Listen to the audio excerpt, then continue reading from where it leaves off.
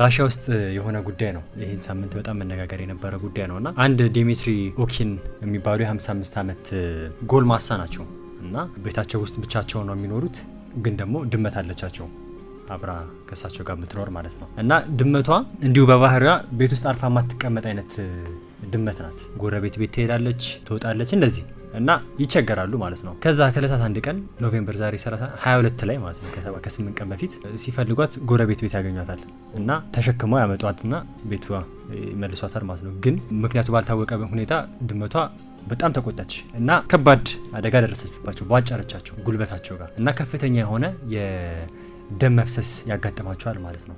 ከዛ ሲያይ ደሙ የሚቆም ነገር አይደለም። በመደናገጥ ጎረቤቱን ይጠራል። ከዛ ሰውየው የስኳር በሽታና የደም መርጋት በሽታም እንዲሁ አለባቸው እና ነገሩ ሲያዩ በቃ ሰውየው ይደነግጥና እዛው ራሽያ ውስጥ ላለ ይሄ ኤመርጀንሲ ነምበር የነሱ 112 ነው፣ ወደዛ ይደውላል። ሐኪሞች ተሯሩጦ ይመጣሉ። ሲደርሱ ግን ሰውየው ሞቷል በሚያሳዝን ሁኔታና በድመቷ ቀጥተኛ ጥቃት ህይወታቸው ሊያልፍ ይችላል ማለት ነው። እና አሁን ፖሊስ ብዙ የሚያጋጥም ነገር አይደለም። ፖሊስ ምርመራ እያደረገ ነው። ድመቷ ለምን ያንን ጥቃት ፈጸመች የሚለው ጉዳይ። ምክንያቱም ምንም ያደረጓት ነገር የለም። ጀስት ከዛኛው ቤት ይዘዋት ነው ወደ ቤታቸው የመለሷትና ግን ያው ጉልበታቸው ጋር ባደረሰችው መዋጨር አደጋ በደቂቃዎች ውስጥ በሰዓታት ውስጥ ያን ለሞቅ መሸጥ እሱ ነው።